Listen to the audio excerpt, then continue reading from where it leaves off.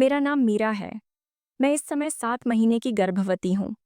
मेरी शादी को ज़्यादा समय नहीं हुआ है, लेकिन इन कुछ महीनों में मैंने जो कुछ देखा और झेला, वो शायद किसी भी लड़की को नहीं झेलना चाहिए। मेरी शादी मेरी इच्छा के बिना हुई थी। मेरे भाई और भाभी ने मेरी ज़िंदगी का फैसला मुझसे पूछे बिना कर लिया। दरअसल, मेरी पढ़ाई अभी-अभी पूरी हुई थी और मैं नौकरी करने का सपना देख रही थी। मुझे हमेशा से अपने पैरों पर खड़ा होना था। मेरे पापा मेरी सोच समझते थे। वे चाहते थे कि मैं अपनी ज़िंदगी अपने तरीके से जीऊँ। लेकिन मेरे भाई को यह सब मंज़ूर नहीं था। भाई को लगता था कि लड़की का असली ठिकाना उसका ससुराल ही होता है और इसलिए उन्होंने बिना मुझसे राय लिए मेरी शादी तय कर दी। सबसे बड़ी बात तो यह थी कि उन्होंने मेरी शादी मेरी भाभी के छोटे भाई से करवा दी। मुझे उस वक्त कुछ समझ नहीं आया। मैं बस एक गुड़िया की तरह उनके फैसले को मानने पर मजबूर थी।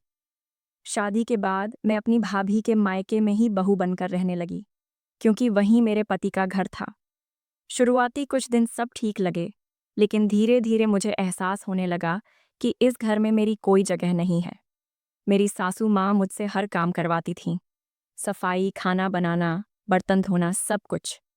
मैं जब कभी थक कर बैठ जाती या थोड़ा आराम करने की कोशिश करती, तो वो ताना देतीं कि घर की बहू होकर भी काम से भागना चाहती है। मेरे पति भी कुछ नहीं बोलते। वो हमेशा अपनी माँ की बात मानते, और यह सब इसलिए क्योंकि यह घर मेरी भाभी का मायका था और यहाँ हर कोई उनकी बात को ही मानता था। मैं अक्सर सोचती थी कि भाभी ने ऐसा क्यों किया? उन्होंने ही तो मेरे भाई को इस रिश्ते के लिए कहा था। क्या उन्हें मेरी खुशी की कोई परवाह नहीं थी? शायद नहीं। अब मैं जो भी झेल रही थी, वो सब उनकी ही वजह से था।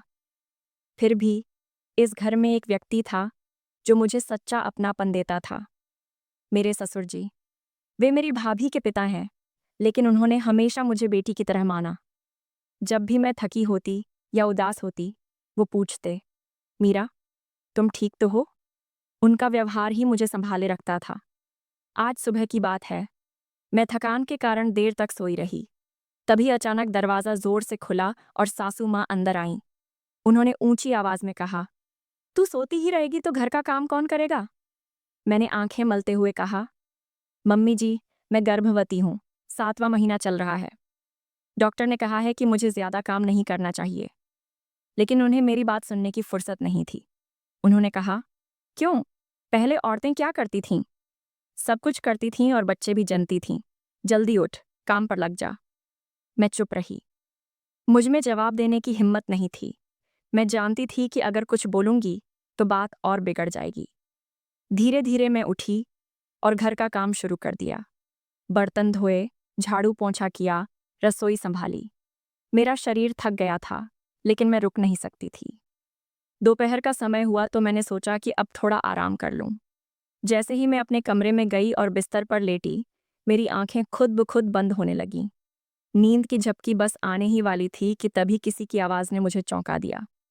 मैंने आंखें खोलीं तो देखा, सासू माँ फिर सामने खड़ी थीं। उन्होंने कहा, मीरा, उठ जा। मेरी बेटी यानी तेरी भाभी आने वाली है। जल्दी से उसके आने की तैयारी कर और कुछ अच्छा सा खाना बना। मैंने थके हुए स्वर में कहा, मम्मी जी, मुझे थोड़ा आराम करने दीजिए।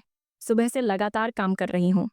उन्होंने ताना मारते हुए कहा, अच्छा, अब इस उम्र में मैं काम करूंगी? तू तो रानी लगती है। मैंने धीरे से कहा, मम्मी जी, आपको मेरे लिए खुश होना चाहिए कि मैं माँ बनने वाली हूँ। यह सुनकर उनका चेहरा कठोर हो गया। उन्होंने कहा, मैं तो तुझे बहू बनाना ही नहीं चाहती थी। ये तो मेरी बेटी की जिद थी, नहीं तो तुझ जैसी को घर में जगह ना मिलती। उनके शब्द तीर की तरह लगे। मैंने आंखें झुका लीं और कहा, मम्मी जी, मैं आपसे बहस नहीं करना चाहती। मैं तैयारी कर देती हूँ। इतना कहकर मैं रसोई में चली गई और पूरे मन से नाश्ता और खाना तैयार करने लगी। थोड़ी देर बाद आंगन से आवाज़ आई। मैंने झांक कर देखा, भाभी आ चुकी थीं। मैं ट्रे में चाय और नाश्ता लेकर उनके पास गई।